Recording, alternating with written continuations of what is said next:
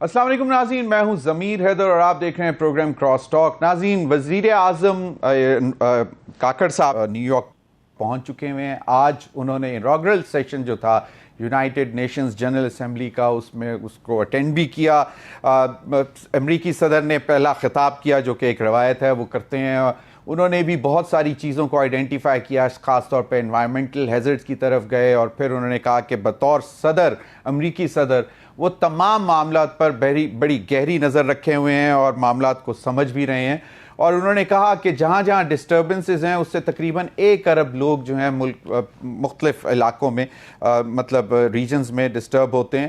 ان کی کوشش یہی ہے کہ تمام ریجنز میں ان کے اچھے تعلقات ہوں، تمام ملکوں کے ساتھ اچھے تعلقات ہوں۔ لیکن ناظرین، دلچسپ بات یہ ہے کہ جس طرح U N G A as the U N G A kick start, وہاں پہ ایک جو کینیڈا کی طرف سے ایک انکشاف آیا، وہ بڑا ہی ایک پریشان کن اور حیران کن بھی ہے، لیکن ہمارے لیے نہیں، کینیڈا کے لیے یقیناً ہوگا کہ کینیڈا نے جو ہے باقاعدہ طور پر یہ الزام لگایا ہے کہ جو سکھ تھے، جو کینیڈین نیشنل تھے، اور ہردیپ سنگھ جو ہیں، وہ ان کو قتل کیا گیا تھا جون میں، جب وہ گردوارے سے نکل رہے تھے اور وہاں اس کے باہر ان کو قتل کر دیا گیا تھا۔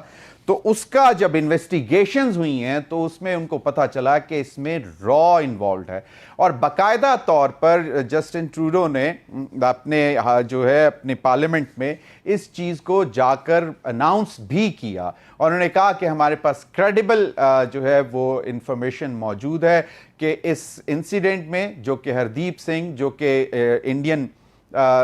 کینیڈین نیشنل تھے، ان کو قتل جو کیا اس میں را ملوث ہے، اور انڈین جو ہائی کمیشن ہے کینیڈا میں، اس کے جو ٹاپ پرسن تھے وہ را کے ایک ٹاپ آفیسر تھے۔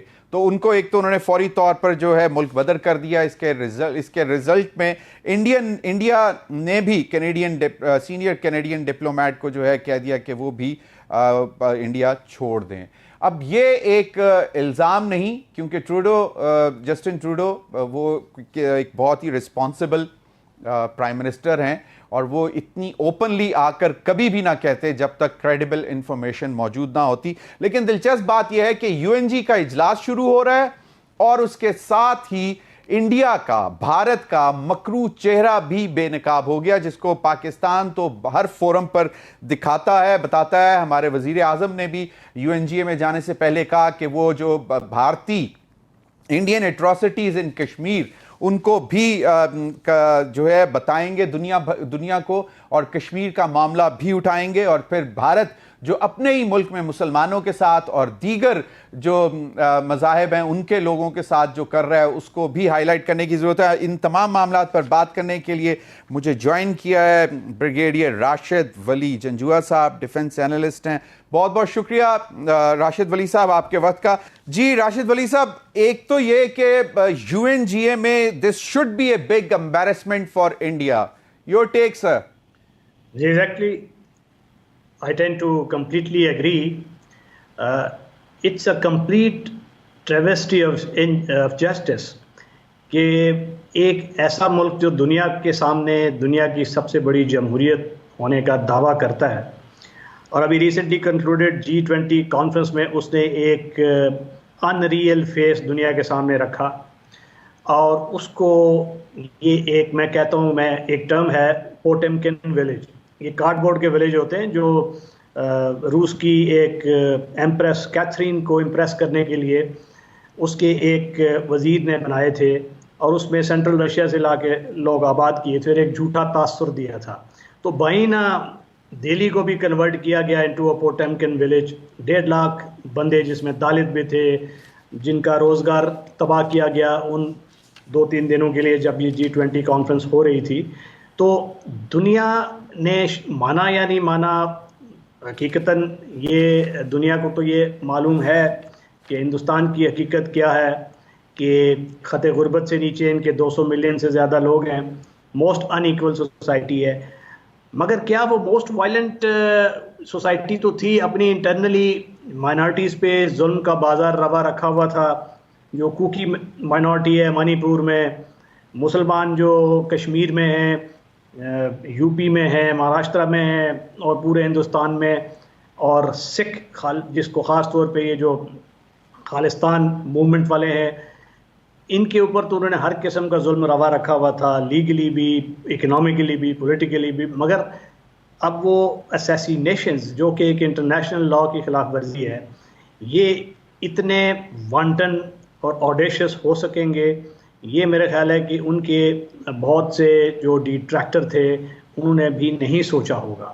اور اب یہ ایک اس قسم کا گاڈ سینڈ ایویڈنس ہے جو کہ ایک ایسے ملک نے پرووائڈ کیا ہے جو کہ ایک مڈل پاور ہے, which is a very influential country, NATO کا ممبر بھی ہے, اور 5 آئیز جو ایک انٹیلیجنس ایجنسیز کی کوائلیشن ہے جس میں U K, U S A, Australia, all important countries are there, تو اس کا ممبر ہے. اور اس کے جو وزیر اعظم یہ کہتا ہے کہ ہمارے پاس کریڈیبل ایلیگیشنز ہیں, تو اس کا مطلب ہے کہ یہ چیز بہت سیریس ہے.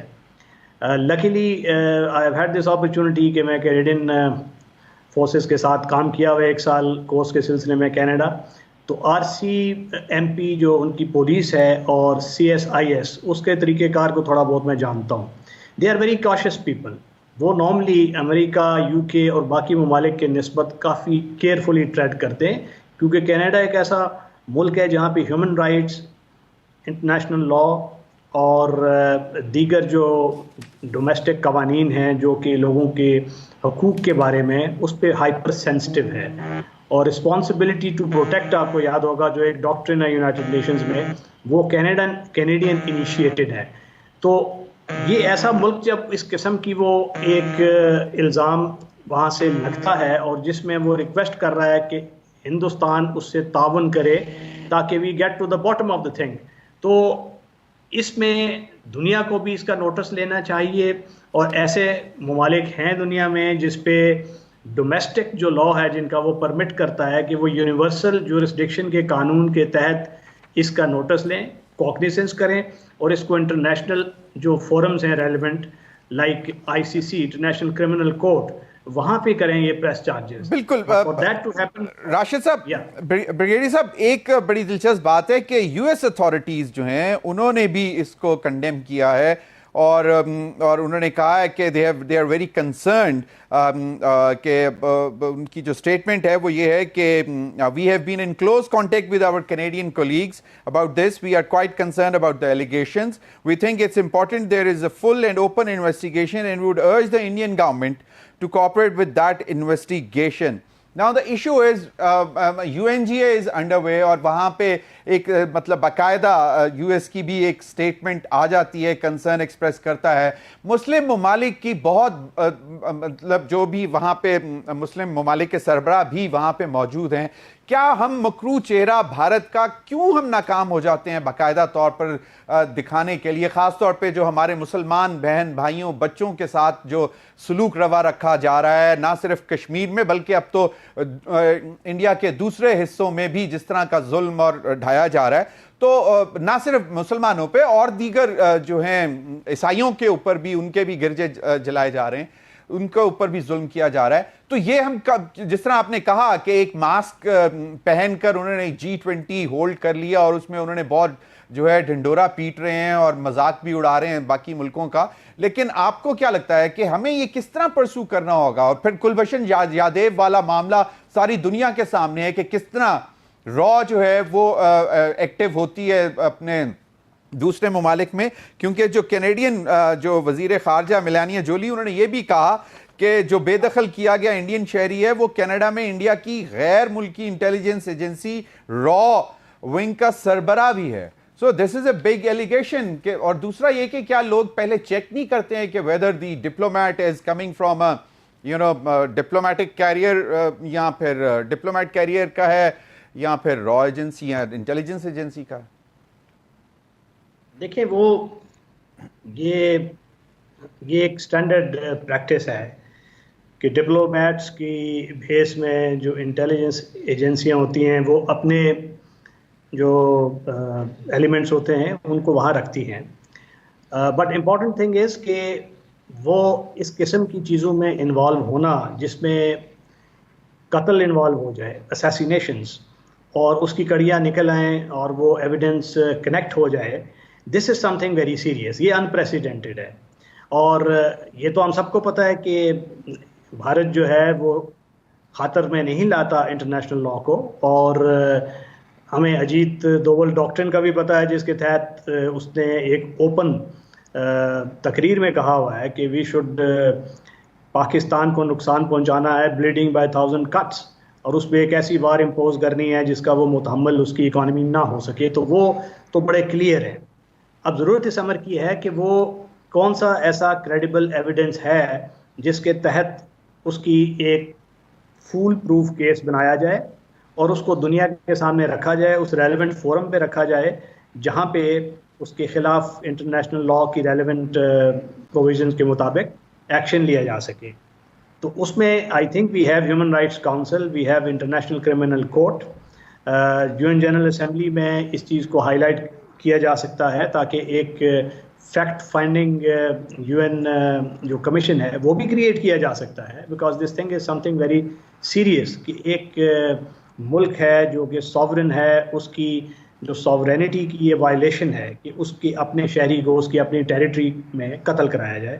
اور یہ ایک قتل نہیں ہے، اس سے پہلے بھی یہ کرتے آئے ہیں اور they have been getting away with this. پچھلے سال آئی تھنک کینیڈا میں ہی دو کہ اس کے شواہد نہیں مل سکے تھے جس طریقے سے اس کے ملے. راپو دھامن سنگھ صاحب تھے جس کو ایئر انڈیا کی اس میں ایکیوز تھے، تو اس کو قتل کیا گیا. اس کے بعد پاکستان لاہور میں پرمجیت ایک سنگھ تھے جو خالستان موومنٹ کے ساتھ وابستہ تھے، اس کو قتل کیا گیا. تو یہ ایلیمینیشن، یہ قتل کرنا، یہ اس چیز کو ظاہر کرتا ہے کہ بھارت جو ہے یہ بالکل طاقت کے نشے میں بدمست ہو چکا ہے، اور اس کو یہ زوم ہے کہ جو انٹرنیشنل قوتیں ہیں وہ گلوبل پاور کمپٹیشن کی وجہ سے، ایک بلاک کا حصہ ہونے کی وجہ سے اس کے ان انٹرنیشنل لاء وائلیشن سے روگرانی کریں گی اور اس کو اسکاٹ فری ایک راستہ مل جائے گا. مگر جی جس طریقے سے کینیڈین رسپانس آیا اور جس طریقے سے وہ خالستان کی موومنٹ کا جو وینکوور اور برٹش کولمبیا بیسڈ ہیں ان کا ایجیٹیشن جاری ہے. کینیڈین گورنمنٹ اگر وہ جیو پالیٹکس کے تحت کچھ دباؤ میں آتی بھی ہے تو یہ موومنٹ جو ڈومیسٹکلی ہے یہ اس کو میرا نہیں خیال کہ اجازت دے گی کہ اپنے سٹانس کو ڈائلیوٹ کر سکیں. تو ہمیں ضرورت اس امر کی ہے کہ ہم یو این جنرل اسمبلی میں پوری شد و مت کے ساتھ اس ایشو کو اٹھائیں. اور او آئی سی آپ نے ذکر کیا، یس، او آئی سی کے ممالک وہ یو این جنرل اسمبلی کا بھی حصہ ہیں، ان کو بھی ہمیں لابنگ کرنے کی ضرورت ہے. اور ہمیں یہ کسی ایسی انٹرنیشنل آرگنائزیشن کو جس کے پاس اس چیز کا کریڈیبل ایویڈنس ہو، اس کو بھی کنونس کرنے کی ضرورت ہے کہ اس ایکٹ کو جو انٹرنیشنل کرمنل کورٹ ہے وہاں لے جایا جائے. بالکل جی، ہم جو دیکھ رہے ہیں کہ جس طرح کی بھارت اور خاص طور پہ مودی سرکار جو جس قسم کی حرکتیں کر رہا ہے، تو وہ دن دور نہیں ہے کہ بھارت بھی ڈس انٹیگریشن کی طرف جائے گا. لیکن once again coming back to U N G A, مطلب دنیا کا سب سے بڑا فورم جہاں پہ تمام ایشوز، ہیومن رائٹس ہوں، انوائرمنٹ ہو، اکنامک کنڈیشنز ہو، پاورٹی ہو، نیم اینی ٹاپک جو بھی دنیا میں اس وقت ہے اس کو ڈسکس کیا جاتا ہے. لیکن جب ہم اپنے مسلمانوں کی بات کرنے کی کوشش کرتے ہیں تو لوگ پریزنس بھی کم ہو جاتی ہے، سنتے بھی نہیں ہیں. تو اس کے لیے کتنا زور سب کو مل کر لگانا چاہیے تاکہ کم از کم سنیں تو صحیح، دیکھیں تو صحیح، تاکہ ہم کشمیر کا معاملہ اٹھائیں، فلسطین کا معاملہ ہے، پھر آپ دیکھ رہے ہیں جس طرح بھارت کے اندر مسلمانوں کے ساتھ جو ہو رہا ہے، اس پر آپ کیا کہیں گے بریگیڈیئر صاحب؟ جی، اس پہ ہمیں بہت ایفرٹ کرنے کی ضرورت ہے، اور نہ صرف ہندوستان کے اندر مسلمانوں کی حالت ناگفتہ بے ہے، وہ ہر الیکشن سے پہلے ان کو قربانی کا بکرا بناتے ہیں. اور ہم نے دیکھا 2002 میں یہ ہوا گجرات میں، اس میں ہزاروں مسلمان مارے گئے، اور جس کو بچر آف گجرات کا ٹائٹل دیا گیا وہ بعد میں ہندوستان کا وزیر اعظم بن گیا. 2014 میں مظفر نگر جو یو پی کے فسادات تھے وہ کیے گئے. اس کے بعد دہلی کے جو 2018-19 میں اور پلوامہ واقعہ ہوتا ہے، ہر واقعے میں مسلمان جو ہوتے ہیں ان کو مورد الزام ٹھہرایا جاتا ہے. اور اس کے بعد آپ دیکھ لیں کہ جو کرسچن مائنورٹیز ہے اس کی کیا حالت ہے. جو کوکی مائنورٹی ہے منی پور میں، تو کیسے میجی ہندوؤں نے بی جے پی کے کہنے پہ ان کو مارجنلائز کیا تھرو لیجسلیشن، اور پھر اس کے بعد قتل و غارت کا بازار گرم کیا. 8 ایسی اسٹیٹس ہیں جس میں اینٹی کنورژن لاز میں سختی سے وہ عمل کرتے ہیں. کاؤ لنچنگز ہیں، اور وہ ایسے میڈیول قسم کی ان کی یہ مظالم ہیں بالکل صحیح. ڈوگر بنایا جائے تو وہ تو ایک کافی ایسے چشم کشا حقائق ہوں گے جس کو دنیا شاید ماننے سے بھی انکار کر دیں. لیکن برگیڈیئر صاحب، بھارت ہم پہ بہت الزام لگاتا ہے کہ جی ہم ٹیررزم ایکسپورٹ کرتے ہیں اور ہاربر کرتے ہیں ٹیررس کو. تو یہ جو ہردیپ سنگھ کا ہے یہ کراس بارڈر ٹیررزم نہیں ہے؟ مطلب لائک مطلب کراس بارڈر کیا مطلب؟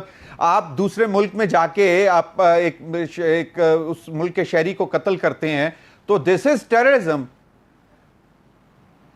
جی آپ کو یاد ہوگا وہ ڈس انفو لیب ایک یورپ بیسڈ تھی آرگنائزیشن، اس نے اس کو بے نقاب کیا تھا کہ ANI جو انڈین نیوز ایجنسی تھی اور سری وستاوا گروپ جو کہ کارپوریٹ گروپ تھا، اس نے ایک 750 فیک سائٹس بنائی ہوئی تھی جس کے ذریعے یہ زہریلا پروپیگنڈا کر رہے تھے. اور اس میں انہوں نے نہ صرف یورپین پارلیمنٹ کو بھی کنونس کر لیا تھا بلکہ ایک وقت لے کے اس کو دورہ بھی کروا دیا تھا غلط قسم کی علاقوں میں اور غلط ایویڈنس دکھانے کے لیے. تو وہ ان کاموں کے تو information warfare is a part of hybrid warfare, اور جس حکمت عملی پہ وہ عمل پیرا ہے جو کہ جس کا میں نے ذکر کیا اجیت دوول ڈاکٹرن، کہ آپ ایسی جنگ دوسرے پہ وہ کر دیں کہ وہ اس جنگ سے اکنامکلی، پولیٹیکلی اور فزیکلی وہ کنٹینیولی بلیڈ ہوتا رہے کنٹری. ہم نے دیکھا تھا کہ ہم نے ان کو، ہماری فارن آفس نے ایک ڈوزیئر دیا تھا یونائٹڈ نیشنز کو جس میں یہ تمام جو ہندوستان کے کیمپس تھے جو کہ ڈیسٹیبلائز کر رہے تھے ویسٹرن بارڈرز پہ بھی، اور اس وقت ایسٹرن بارڈر پہ تو 120 کے قریب کیمپ تھے اور 60 کے قریب کیمپ جو تھے وہ ویسٹرن بارڈر پہ تھے. جی ایگزیکٹلی این ڈی ایس کی مدد سے انہوں نے وہ قائم کیے ہوئے تھے. بالکل وی ہیو پوائنٹڈ آؤٹ اور پورا ایویڈنس بھی دیا تھا. آئی ریمبر کہ یوسف رضا گیلانی صاحب جب بھوٹان میں ساٹھ تھے وہاں پہ بھی کچھ چیزیں لے کر گئے تھے، اور جو اس وقت کے پرائم منسٹر تھے منموہن سنگھ صاحب ان کو چیزیں بھی دی تھیں.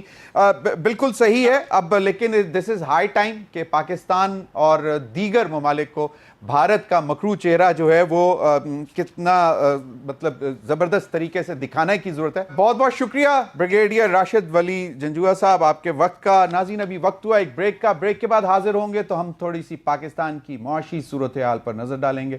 اسٹے ود اس.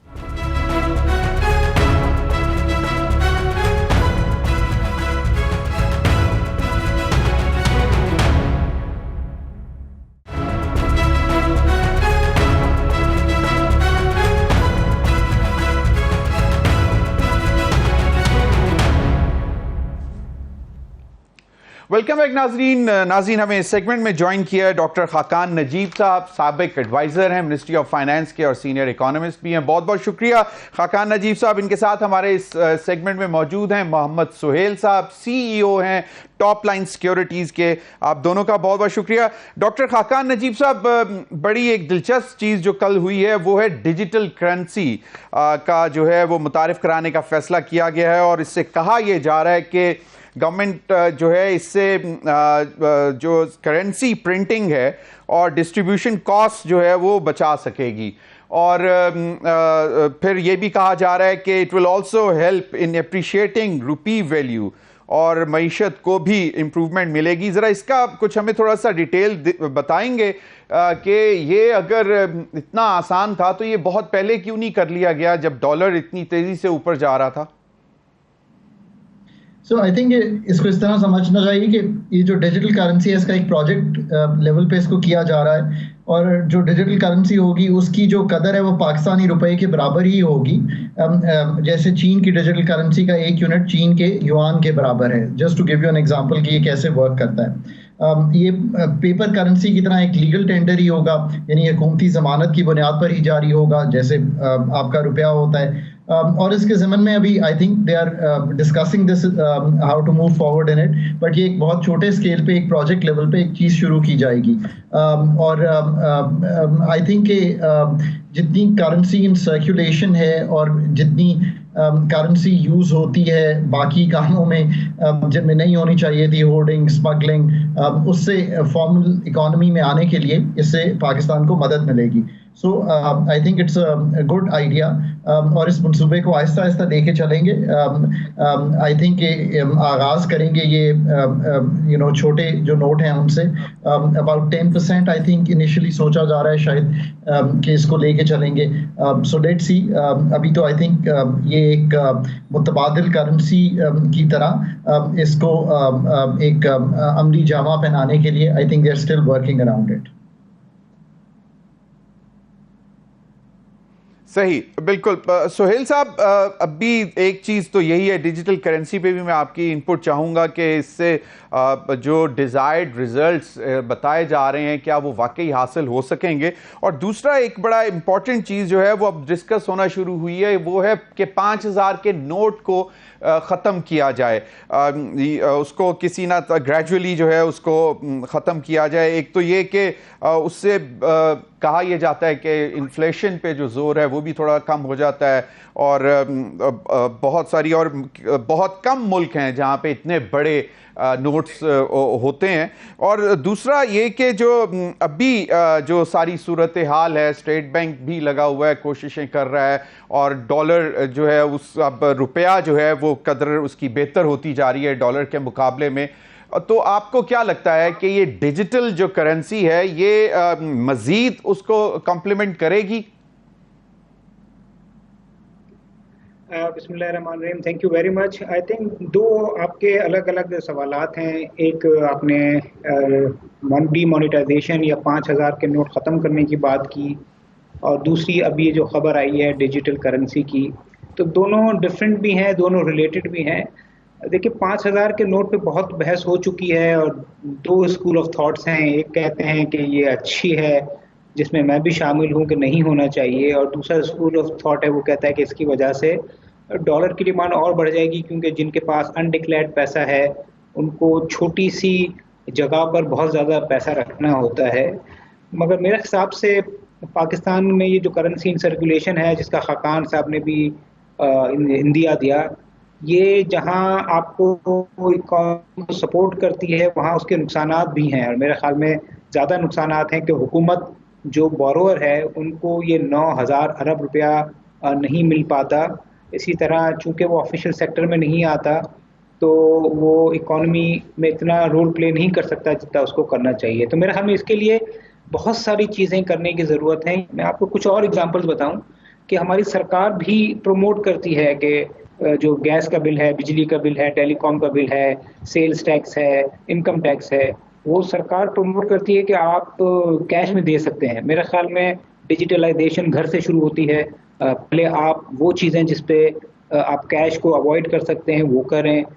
دوسری جانب پاکستان واحد ملک ہوگا جہاں پہ کروڑوں روپے بینک برانچ سے نکالے بھی جا سکتے ہیں, ڈپازٹ بھی کرائے جا سکتے ہیں. آپ چلے جائیں کوئی بھی ڈیولپ کنٹری میں تو آپ اپنے اکاؤنٹ سے پیسے نہ ودرا کر سکتے ہیں نہ ڈپازٹ کر سکتے ہیں ایک حد سے زیادہ. تو میرے خیال میں یہ ایک ہولسٹکلی ویو لینا چاہیے, کیونکہ سینٹرل بینک نے پچھلے 15-20 سال سے اس پہ کافی محنت کی کہ یہ کرنسی ان سرکولیشن کم ہو, مگر انفارچونیٹلی یہ نہیں ہو پا رہی.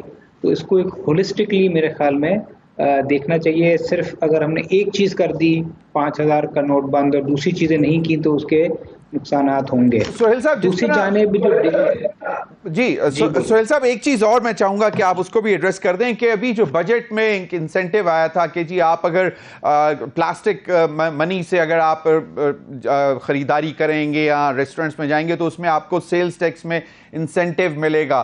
تو اس میں جس طرح ابھی آپ نے کہا کہ اب چاہیے تو لوگوں کو یہی کہ جی وہ گھر بیٹھے آن لائن جو ہے وہ اپنے ساری یوٹیلٹی بلز بھی پے کر لیں, اور اب زیادہ تر لوگ کرتے بھی ہیں, لیکن اس میں ایز سچ کوئی انسینٹیو نہیں ہے, اس لیے لوگ سمجھتے ہیں کہ جی چلو کیش اٹھاؤ اور جا کے دے آؤ, لیکن اس سے وہ کچھ بہت ساری چیزیں اوائڈ تو نہیں کر سکتے. کچھ لوگوں کو خوف ہوتا ہے کہ جی آپ جو ہے وہ باقاعدہ اس میں اگر آپ یہ ڈیجیٹل ہی مطلب آن لائن ہی کرتے ہیں تو آپ کو ٹیپ کر لیتے ہیں مطلب انکم ٹیکس والے اور سارے کہ جی آپ کے تو یہ اتنے ریسورسز کہاں سے آئے ہیں آپ کے پاس کہ آپ اتنے بلز بھی پے کر رہے ہیں, آپ یہ سب کچھ کر رہے ہیں. تو اس وجہ سے بھی تو, اور اب باقاعدہ اس میں ایک مینشن آتا ہے کہ پرپز آف لائک ٹرانسفرنگ دس منی, اس میں بہت ساری آپشنز ہیں, تو وہ بھی وہ ٹیپ تو کر لیتے ہیں, تو اس سے لوگ ڈرتے بھی ہیں ذرا. دیکھیں دو چیزیں, آپ نے بالکل بجا فرمایا کہ ہمیں سرکار کو انسینٹیوائز نہیں کرتی ہے. مجھے ابھی بھی یاد ہے 20 سال پہلے جب پی آئی اے نے جو آج تباہ حال ہے, اس وقت اس کے حال مشرف صاحب کے زمانے میں کچھ بہتر ہوا کرتے تھے, تو وہاں جب پی آئی اے نے آن لائن بکنگ شروع کی تو اس پہ 5% رعایت تھی. اگر آپ نے ٹریول ایجنٹ سے کی یا کاؤنٹر سے کی تو 5% مہنگی تھی. تو آپ بالکل صحیح کہہ رہے ہیں کہ انسینٹیوائز کرنا چاہیے, جس طرح شاید اسلام آباد میں اور پنجاب میں کچھ عرصے پہلے کیا گیا تھا کہ آپ نے کریڈٹ کارڈ سے پیمنٹ کی تو ٹیکس کم ہے. مگر یہ حکومت اس طرح کی, اس کو میں کریٹیوٹی تو نہیں کہوں گا, مگر اس طرح کی جدت نہیں لا رہی ہے. دوسری جانب آپ نے کہا کہ یہ فیئر ہوتا ہے کہ اگر آن لائن ہم نے کر دیا, تو دیکھیے یہ اسی کو تو کاؤنٹر کرنا ہے. اس کو کاؤنٹر دو طریقے سے کیا جا سکتا ہے. اگر آپ نے جب انسینٹیوائز کیا تو وہ صاحب یا وہ صاحبہ جو کیش میں پیمنٹ کرنے والے تھی, وہ انسینٹیو ان کو فورس کرے گا کہ وہ ڈاکیومنٹڈ ہو, number 1. Number 2, F B R کے پاس بہت سارا ایکسس ہے, اور کچھ ایکسس شاید اس کو فراہم بھی کرنا پڑے گا کہ وہ بینکوں کے پاس جو کرنٹ اکاؤنٹ میں پیسہ پڑا ہوا ہے جس پہ ٹیکس کی کٹوتی نہیں ہوتی, اور جب ٹیکس کی جس پہ ریٹرن نہیں ملتا, اور جب ریٹرن نہیں ملتا تو اس کی ٹیکس کی کٹوتی نہیں ہوتی. جب ٹیکس کی کٹوتی نہیں ہوتی تو ایف بی آر کو پتہ نہیں چلتا. تو ایک ٹرانسپیرنسی کا سسٹم ہونا چاہیے جس میں سیکریسی بہت زیادہ کمپرومائز نہ ہو, مگر وہ پیسہ جو بینک میں پڑا ہے اور جو ٹیکس نہیں دیتا, جس کو ہم نان فائلر کہتے ہیں, اس پہ بھی میرے خیال میں ایکشن لینا کی ضرورت ہے. تو اگر یہ جب چیز ساتھ ہوں گی, ہولسٹکلی ہوں گی, تو وہ جو آپ بات کر رہے ہیں کہ وہ فیئر کہ میں یا آن لائن سے ڈاکومنٹ ہو جاؤں گا اور ٹیکس اتھارٹیز کے سامنے آ جاؤں گا, تو جب سارے بینکنگ سسٹم ٹیکس اتھارٹیز کے سامنے آ جائے گا تو پھر وہ فیئر کم ہو جائے گا, کیونکہ سب ہی جو ہیں وہ ڈاکیومنٹ ہو جائیں گے. بالکل صحیح. خاقان نجیب صاحب, اب ذرا تھوڑا سا آتے ہیں کہ کل بھی جو ہے وہ اسپیشل انویسٹمنٹ فیسیلیٹیشن کاؤنسل اور جو کابینہ نے اس میں جو کل اجلاس ہوا اس میں کچھ فیصلے بھی بڑے اہم فیصلے لیے, اور اس میں یہی تھا سب سے بڑا کہ ویزا پالیسی جو ہے اس کو بہت جو بزنس یا انویسٹمنٹ کرنے کے لیے آنا چاہتے ہیں اس کو فیسیلیٹیٹ کرنے چاہ رہے ہیں. یہ one window operation, business facilitation, business friendly country, یہ ہم بہت سالوں سے سنتے آ رہے ہیں, لیکن اب آپ کو کیا لگتا ہے, مجھے تو شاید لگ رہا ہے تھوڑا بہت کہ اب ان چیزوں سے فائدہ ہوگا کیونکہ مانیٹرنگ بڑی سخت ہے. تو آپ کو کیا لگتا ہے کہ یہ ہے اچھی چیز ہے یا اس میں مزید بھی بہتری لائی جا سکتی ہے؟ تو اگر آپ مجھے اجازت دیں, میں سہیل صاحب کی جو پہلی بات تھی اور جو پہلے آپ کا سوال تھا اس کو صرف سمیرلی اگر آگے ختم کروں. جیسے سہیل صاحب کہہ رہے ہیں نا, آپ کو یہ ہولسٹکلی دیکھنا پڑے گا. ہم نے ایک نیشنل فائنینشیل انکلوژن اسٹریٹجی لکھی, اس کا مقصد ہی یہ تھا کہ ہم یہ جو ساری ڈیجیٹائزیشن کریں, ہم انفارمل کی بجائے فارمل اکانومی میں آئیں. ہم یہ مجھے یاد ہے میں منسٹری آف فائنینس میں ہی تھا جب سے ہم نے اس پہ کام کیا. زیادہ تو آف کورس اسٹیٹ بینک کی لیڈ ہے اس میں, بٹ منسٹری جو سپورٹ کر سکتی تھی. اب جو کام ہے نا کرنے والا, جیسے سہیل صاحب ہنٹ کر رہے تھے کہ پاکستان میں ڈیٹا بہت سا ایگزسٹ کرتا ہے. بینکنگ ڈیٹا ہے, نادرا کا ڈیٹا ہے, ٹریول ڈیٹا ہے, ایف بی آر کا ڈیٹا ہے. یہ سارا ڈیٹا تو ڈیٹا مائننگ نہیں کر پا رہے ہم, بیکاز اگین بار بار جو میں ایک ہی گفتگو کرتا ہوں کہ پاکستان میں جب تک آپ کمپیٹنٹ لوگ نہیں لائیں گے, آپ ڈیٹا مائننگ کے ایکسپرٹس لائیں, وہ ڈیٹا مائن کریں, اور آپ صرف ان لوگوں کو ہٹ کریں کہ جن سے آپ کو, جس کو ہم کہتے ہیں جن کا جو رسک پروفائلنگ ہے وہ بہت ہائی ہے, جن پہ آپ کو شک ہے کہ ایسے وہ کام کر رہے ہیں, سو دیٹ باقی بزنس بھی نہ ڈسٹرب ہو اور یہ کام بھی آپ کا ہو جائے. پاکستان کی جو انفارمیلٹی ہے نا, مجھے یاد ہے ہم نے NFIS میں ایک پیپر کوٹ کیا تھا, وہ یہ تھا کہ 75 to 91% of the size of the formal economy جو ہے, یہ 2012 کا ایک پائیڈ کا پرچہ ہے, وہ اس وقت ہم نے یہ کہا تھا کہ یہ اتنی بڑی انفارمل اکانومی ہے. تو اگر آپ اب بھی لگائیں تو تقریباً اتنی ہوگی. سو یہ کام تو بہت بڑا ہے پاکستان میں. اسی سے آپ آ جائیں کہ آپ ایز آف ڈوئنگ بزنس, ایک ایسی چیز ہے, اس پہ ایک ہم نے 2016 میں کتاب لکھی تھی, وہ آج بھی BOI کی ویب سائٹ پہ پڑھی ہے. وہ کتاب چونکہ میں نے آتھر کی تھی اپنی ٹیم کے ساتھ مل کے, BOI کے ساتھ مل کے, اور وہ پاکستان میں کتاب لکھی تھی, اس کا کسی باہر کے ادارے سے تعلق نہیں تھا.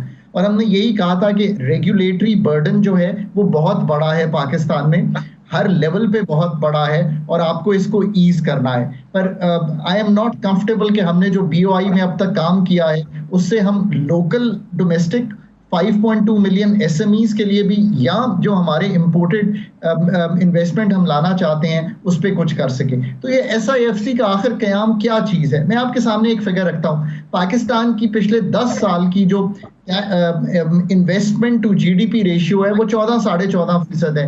پچھلے سال یہ گر کے 13.6% ہو گئی. اس کو ضمیر سمجھنے کی اس طرح ضرورت ہے کہ جس ملک نے بھی ترقی کی ہے نا, یہ تو اکراس دا بورڈ ایک چیز کامن ہے. East Asian miracle, Indonesia, Vietnam, India, ہر ملک, بنگلہ دیش ایون, اس کا investment to GDP ratio double ہے ہم سے. یعنی کہ وہ 30% پہ ہیں, ہم 15 کو بھی نہیں کراس کر پا رہے. SIFC کا قیام 2 چیزوں کی وجہ سے ہے کہ یہ جو کلاگڈ آرٹریز ہیں اسٹیٹ ایپریٹس کی, اس کو بائی پاس کیا جائے, اور کسی طرح فورن انویسٹمنٹ جو ہے جس کو میں نان ڈیٹ کریٹنگ انسٹرومنٹس میں ڈالتا ہوں, وہ لا کے $1 انٹو پاکستان. اور پاکستان کو تیسرا یہ بھی کہہ لیں پچ کیا جائے بیونڈ دی IMF بیگنگ بول کہ ہم اور بھی کچھ کریں. پھر شاید بات چیت چونکہ مڈل ایسٹ سے ہو رہی ہے, CPEC 2 بھی ڈیو ہے. ایک ریفائنری کی گفتگو 2019 میں ہم نے کی. I remember being part of that converse. تک آپ دیکھ لیں کہ سعودی عربیہ کی وہ ریفائنری آگے نہیں موو کر سکی, اس میں ہماری پیٹرولیم پالیسی کی بھی ایشوز ہیں.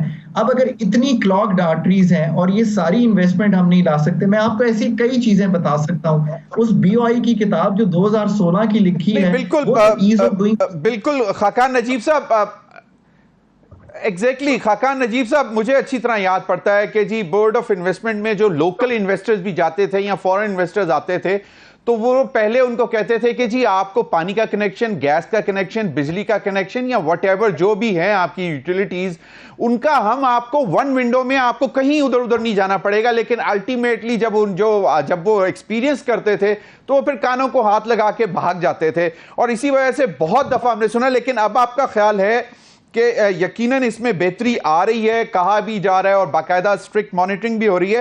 ایک کوشچن اور محمد سہیل صاحب, میں بریک پہ جانے سے پہلے آپ سے کرنا چاہتا ہوں کہ جب 1998 میں when we were going nuclear, تو ہمارے پاس فورن ایکسچینج ریزروز بہت تھوڑے تھے, somewhere around 360 یا 372 ملین ڈالرز, اور India went nuclear with over 16 billion dollars. تو میں نے اس وقت کے فائنانس منسٹر سے پوچھا کہ جی یہ ہم کس طرح سروائیو کریں گے, تو انہوں نے مجھے اچھی طرح یاد ہے فائنانس منسٹری میں چلتے ہوئے پیرل انہوں نے کہا کہ ضمیر ہمارے پاس پیرلل اکانومی ہے and it is very strong. تو I said what is parallel economy? تو انہوں نے کہا یار بلیک اکانومی. اب آج ہم دیکھ رہے ہیں کہ کالا دھن جو ہے لوگوں کے بیسمنٹس میں, باقاعدہ ایک پرائیویٹ بینک بنے ہوئے لاکرز میں پڑا ہوا ہے پیسہ, اس کو ٹیپ کرنے میں یہ زیادہ آسانی ہو سکے گی اگر ہم ایک تو یہ اس کو جو 5000 کے نوٹ کو بھی ختم کر دیں اور پھر جو ڈیجیٹل کرنسی کی طرف جا رہے ہیں. دیکھیں میں نے جس طرح کہا کہ یہ ہولسٹک اپروچ کریں تو بالکل یہ کم ہو سکتی ہے, ختم تو نہیں ہوگی. اور یہ جو ہے بہت سارے ایریاز میں کام کرتی ہے. یہ صرف جو ڈالرز کی آپ نے بات کی وہ تو ایک ایریا ہے, باقی آپ کو کموڈیٹیز میں ملے گا, آپ کو گولڈ میں ملے گا, بے شمار ایریاز ہیں جہاں پہ انڈاکیومنٹڈ چیزیں ہیں. اور سب سے بڑا تو جو بوم ہے وہ تو ریئل اسٹیٹ ہے. تو میرے خیال میں ایک ہولسٹکلی ویو ہو, پولیٹیکل ول ہو, تو یہ کم کیا جا سکتا ہے. اور دیکھیں یہ ہر چیز کے فائدے اور نقصانات ہوتے ہیں. جب ایک چیز بلیک ہے, آپ کو جس بھی فائنانس منسٹر نے کہا تھا کہ وہ اچھی چیز ہے, مگر وہ نہیں انہوں نے یہ نہیں کہا تھا, sorry sir, he never said کہ یہ بہت اچھی چیز ہے. انہوں نے کہا کہ مطلب ایک طرح سے یہ ہے تو سرکولیشن میں پیسہ رہے گا. So مطلب we won't be cash starved. That's what he meant. Of course international pressures تھے, آپ کو فریز کرنے پڑے اپنے ڈالر اکاؤنٹس, تو وہ تو تھے اپنی جگہ. But he said کہ مطلب there would be money in circulation, ہمارے ایگریکلچر سیکٹر چلتا رہے گا, انڈسٹری چلتی رہے گی, something like that. So he never suggested کہ جی it's a very good thing. He said کہ مطلب ابھی for the time being ہمیں ایک cushion ہے.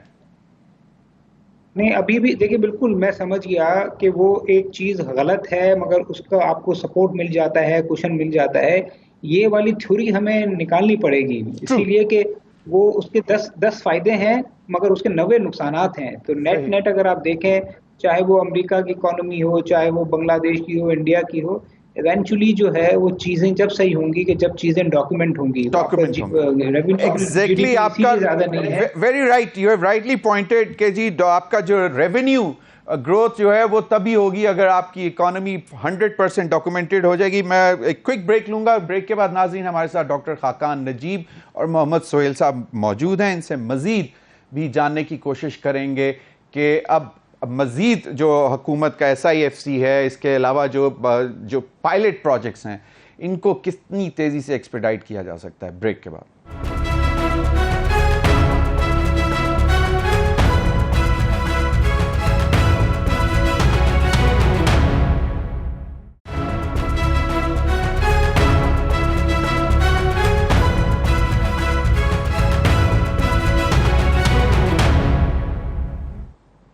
ویلکم بیک ناظرین. ڈاکٹر خاقان نجیب صاحب اور محمد سہیل صاحب, آج محمد مالک صاحب نے جو ہمارے پریزیڈنٹ بھی ہیں چینل کے, انہوں نے اپنے پروگرام میں ایک بڑی امپورٹنٹ خبر سورسز کے حوالے سے بریک کی اور ان کا یہ کہنا تھا کہ ایک چیز کے اوپر تمام سیاسی جماعتوں کو قائل کرنے کی کوشش کی جا رہی ہے. باقی سیاست وہ اپنی کرتے رہیں لیکن ایک چارٹر آف اکانومی پہ وہ تمام سیاسی جماعتیں ایگری کریں گی تو اس کے بعد وہ جو ہے وہ انتخابات کی طرف جایا جائے گا. اور اس کی بڑی وجہ یہ ہے کہ جتنے بھی انیشیٹیوز آج لیے جا رہے ہیں چاہے وہ پچھلی حکومت سے ہی شروع ہو گئے تھے, اسپیشل انویسٹمنٹ فیسیلیٹیشن کاؤنسل اور اس کے تحت جتنے جو پائلٹ پروجیکٹس تھے, لیکن ان کی کنٹینیویشن اور گارنٹی چارٹر آف اکانومی کے ذریعے لے کر اس کے بعد آگے چیزیں چلیں گی. تو ہم نے یہ دیکھا ہے کہ اس دفعہ جو کچھ بھی ہو رہا ہے اس کی کنٹینیویشن, جس پہ ہم ہمیشہ کہتے ہیں کہ پاکستان پہ ایک الزام لگتا تھا کہ the day government changes there is a new policy اور ایک نیا ہی سسٹم شروع ہو جاتا ہے. تو دس وڈ ہیلپ اگر یہ اس طرح تمام لوگ اس پر ایگری کر جائیں, بیکاز اب اٹس ہائی ٹائم کہ ہم بار بار جو ہے وہ کشکول اٹھا کر دنیا بھر میں پھرتے ہیں. ضمیر صاحب ایک چیز تو بڑی عیاں ہے کہ جہاں پہ کھڑے ہوئے ہیں آن دی اکانومی وہ کوئی کمفرٹیبل پوزیشن نہیں ہے. ذرا سوچئے نا کھڑے کہاں ہیں. $7.6 ارب کے ذخائر ہیں آپ کے پاس. آپ کو ایک بہت بڑی پیمنٹ ابھی بھی انکورڈ ہے اس سال میں جو آپ کو باہر سے لانی ہے. پاکستان کی پیداواری صلاحیت ہر چیز میں کمزور ہے. انرجی سیکٹر جو ہے وہ پوری اکانومی کو ایک ڈریگ کی طرح روکے ہوئے ہے. وہ پاکستان کی اتنی اکنامک گروتھ میں اتنا کاسٹ آف ڈوئنگ بزنس کو ہلا رہا ہے, لوگوں کو تکلیف دے رہا ہے. اگر میں یہ اسی چیزوں کا ذکر کر دوں, آپ کی export to G D P ratio 9% بھی نہیں بن رہی, آپ کی tax to G D P ratio 9% بھی نہیں بن رہی. جن ممالک نے ترقی کی ہے ان دونوں میں یہ فگر جو ہے وہ 15% سے بڑھی ہوئی تھی اور investment to G D P 30% سے بڑھی ہوئی تھی. اب فیصلہ تو آپ کا ہے نا. یہ ساری چیزیں میں نے جتنی رکھی ہیں اگر ان کو ہی آپ یہ فیصلہ کر لیں کہ جی ان پہ ہم نے سٹیپس لینے ہیں تاکہ ہم ان کو امپروو کر سکیں, اس کے لیے آپ اس کو چارٹر آف اکانومی کہیں یا ایک agreement largely on the policy frame works on the economy کہیں, پر اس سے بھی ایک گہرا مسئلہ ہے جس کو میں بار بار نشاندہی کرتا ہوں پر شاید کنونس نہیں کر پا رہا ابھی تک کہ ہمیں اس میں جانا ہے.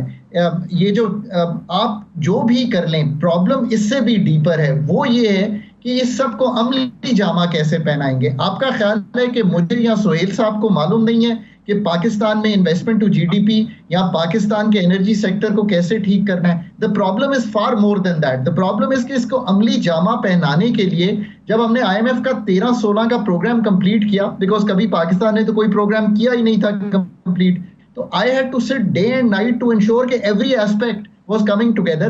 فزیکل پہ بھی, مانیٹری پہ بھی, انرجی پہ بھی. I could put the dots together. بات یہ ہے کہ آپ پہلے تو ٹیم طے کریں ہر ایریا میں جو یہ کام کر سکے. چیزیں تو تقریباً سب کو معلوم ہو گئی ہیں, ایکسپورٹ بڑھانی ہے, کون کہے گا کہ نہیں بڑھانی.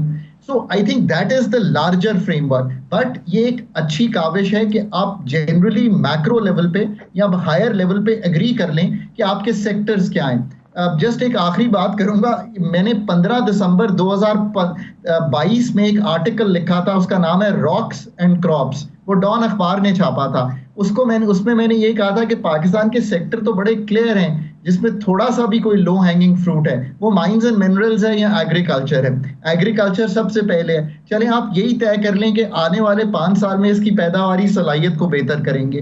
سو آل ان گڈ اسپرٹس اگر یہ ہم سارا کام کر لیں اور وہ امپلیمنٹ ٹیم پٹ ٹوگیدر کر دیں جو اس کو آگے لے کر چل سکے تو 5 سال میں یو کین سی کہ یہاں سے کچھ بہتری کے آثار آپ کو دکھائی دیں گے. Very right, Dr. Khaqan Najib Sahab. We are rich in mineral resources. We are rich in agriculture, but we have to tap these two sectors.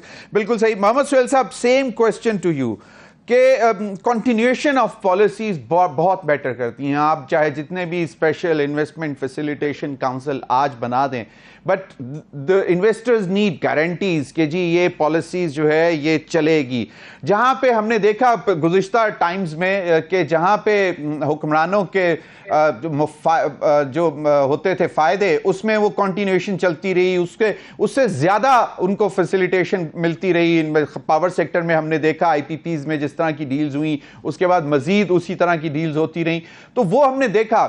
لیکن continuation of policy in other sectors as well مطلب چاہیے, کیوں ایسی نہیں ہونی چاہیے جس طرح کی ہم نے آئی پی پیز میں دیکھی کہ بیڑا غرق کر کے اور اس کے بعد اس کو کنٹینیو کیا جائے. دیکھیں, آئی تھنک آپ کے جو سوال کا جواب ہے کہ کنٹینیوٹی تو جب آئے گی کہ جب آپ کے ملک میں سیاسی استحکام ہوگا, سیاسی اسٹیبلٹی ہوگی, وہ سب سے پہلا ہے. دوسری طرف آپ کی پولیٹیکل اسٹیبلٹی کے ساتھ اکانومک اسٹیبلٹی ہوگی تو پھر کنٹینیوٹی ہوگی. اب ہوتا یہ ہے کہ ہر 2-3 سال کے بعد حکومت یا پرائم منسٹر چینج ہوتا ہے, پھر وہ حکومت اپنی سیٹ بچانے کے لیے اکانومی کو اگنور کرتی ہے. پھر جب وہ اکانومی کو اگنور کرتی ہے تو آنے والی حکومت جو ہے وہ پھر ڈسپلن برقرار نہیں رکھ سکتی. تو میرے خیال میں جس طرح کا ایک پہلے معاہدہ ہوا تھا جس کو فسکل رسپانسبلٹی لا کہا جاتا ہے, وہ بڑا سمپل اور بڑا افیکٹو تھا. اس میں اگر آپ کو یاد ہو فسکل ڈیفیسٹ کا میکسیمم ٹارگیٹ تھا 4%, جو پچھلے 6 سال سے 8% ہے. آپ صرف ازیوم کر لیں کہ پچھلے بھول جائیں پورا پچھلے 6 سال میں اگر وہ فالو ہوتا تو ہمارا جو حالت ہے وہ کچھ کے کچھ ہوتی, کیونکہ ہم نے ڈبل نقصان کیا ہے. سہیل صاحب correct me if I am wrong, that also included debt limitation law. جی میں آ رہا ہوں اس پہ دو اہداف تھے. ایک تھا 4% سے اوپر نہیں جائے گی.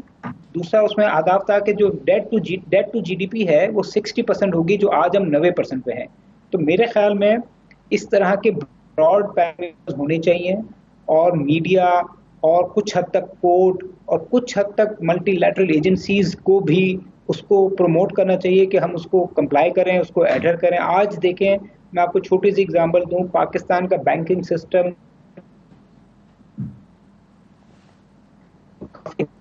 ہے, اس کا ریزن یہی ہے کہ پچھلے 10-12 سال میں اس میں جو ریگولیٹری چینجز ہوئی, چاہے وہ کیپٹل ایڈیکویسی ریشو ہے, چاہے وہ پیڈ اپ کیپٹل ہے, اس کو اتنا ڈسپلن مینٹین کیا ہے سینٹرل بینک نے کہ ملک کے حالات کہیں بھی ہو, بینکنگ سسٹم ہمارا الحمدللہ اسٹرانگ رہتا ہے. تو اسی طرح کے کچھ اہداف مقرر کرنے چاہیے, اور میرے خیال میں وہ ٹائم ابھی ہے, کیونکہ نان پولیٹیکل گورنمنٹ ہے. اگر یہ ایک روڈ میپ بنا لے, ایک کنسیپٹ پیپر بنا لے, اور جو پارٹیز ہیں ان سے ابھی کمٹمنٹ لے لے کہ اگلے 5-10 سال میں جو بھی حکومت کرے گا, اور اس کے پیچھے جو میڈیا ہے وہ ان کی اکاؤنٹیبلٹی کرے کہ اگر کہیں بھی G D P fiscal target سے اوپر جائے تو میڈیا اس کو شور مچائے, تو ایک بہت پریشر پڑے گا. تو میرے خیال میں یہ ایک آئیڈیل ٹائم ہے کہ جب نان پولیٹیکل گورنمنٹ ہے کہ اس طرح کے کچھ کرائٹیریاز, کچھ انڈیکیٹرز جو ہیں جس طرح ہم نے ماضی میں کیے تھے اس پہ فیصلہ ہو جائے. اس کا نام کچھ بھی دے سکتے ہیں اس کو, مگر یہ ہونا ضروری ہے. صحیح, بالکل. میں تھوڑا سا ریورس آرڈر میں جاؤں گا. سہیل صاحب سے ایک سوال کروں گا اور اس کے بعد پھر فائنل کمنٹ لوں گا ڈاکٹر خاقان نجیب صاحب سے. سہیل صاحب, ایک چیز دنیا بھر میں اگر آپ کہیں باہر بیٹھے ہوتے ہیں, آپ کسی سے بات کرتے ہیں پاکستان کی اکانومی پہ, تو وہ سب سے پہلے جو ہے آپ کی اسٹاک مارکیٹ کھولتا ہے اور وہ بتاتے ہیں کہ جی this is the window for your economy, کہ پاکستان کی اکانومی کہاں پہ کھڑی ہے. ایز وی سی ٹوڈے کہ پاکستان کی اکانومی میں اب جو پچھلے کچھ عرصے سے اقدامات کیے جا رہے ہیں, جس طرح ڈالر ڈالر جو ہے وہ روپے کے مقابلے میں کمزور ہو رہا ہے, اس کے ساتھ ساتھ جو پالیسی انیشیٹیوز ہیں اس کی وجہ سے اسٹاک مارکیٹ بھی امپروو کر رہی ہے. تو آپ کو کیا لگتا ہے کہ یہ اب ایک اچھی ونڈو بننے جا رہی ہے to show to the world? دیکھیں بالکل ایک امپورٹنٹ انڈیکیٹر ہوتا ہے, اور پچھلے 6 سال سے تو میرے خیال میں جتنی برائی اسٹاک ایکسچینج میں دیکھی ہے, آئی تھنک اس سے اکانومی شاید اتنی بری نہیں رہی ہے جتنا اسٹاک مارکیٹ رہی ہے. آئی تھنک اس کا ریزن یہ ہے جو میں بے شمار جگہ کہتا ہوں کہ شاید ہم نے اپنی معیشت کا یا ہم نے اپنے ملک کا پرسیپشن کو اتنا برا کر دیا ہے جتنا برا وہ ہے نہیں. شاید ہم نے 10 میں سے 3 نمبر دے دیے ہیں, اور دو اکانومی 6 نمبر پہ کھڑی ہے اور اس کو ہونا 8 نمبر چاہیے. تو آئی تھنک کچھ حد تک پرسیپشن کا ریزن ہے, اور کچھ حد تک ہماری معاشی سچویشن ہے, اسپیشلی انٹرسٹ ریٹ کا.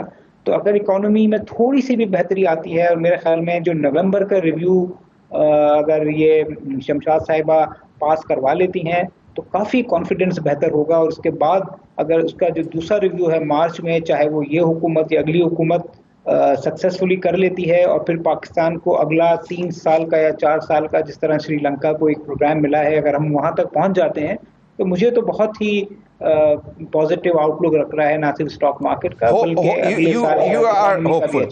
یو آر ہوپ فل. بالکل صحیح. ڈاکٹر خاقان نجیب صاحب, پرائیویٹائزیشن کو بڑی پرائرٹی دی جا رہی ہے, اور ہم نے دیکھا کہ ایک زمانے میں بڑی ہیکٹک پرائیویٹائزیشن ہوئی, خاص طور پر مشرف دور میں Pakistan P T C L والی, اور پھر اب بھی دوبارہ جو ہے بڑا لاس میکنگ اینٹیٹیز کو کہا جا رہا ہے کہ بس اس کو گلے سے اتارنا چاہیے, لیکن there is a method to it. Financial advisors کے لیے جو ہے وہ ٹینڈرز دیے جا رہے ہیں. یہ پروسیس اس کو اسپیڈ اپ کیسے کیا جا سکتا ہے؟ Because this is always like tedious thing. ہمارے پاس بہت ساری اینٹیٹیز کی ساری بکس پہلے سے کمپلیٹ ہو کے پڑی ہوئی ہیں. We know what are the statistics. Again we are going for a tedious long process.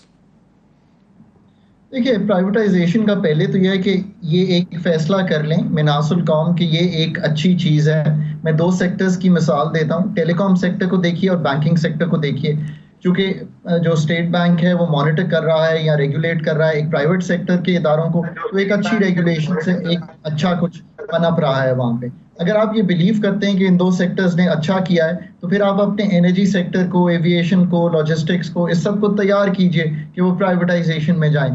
Again privatisation کرنے کے لیے ان اداروں کو بھی تیار کرنا پڑے گا, ان کی بیلنس شیٹس کو صاف کرنا پڑے گا.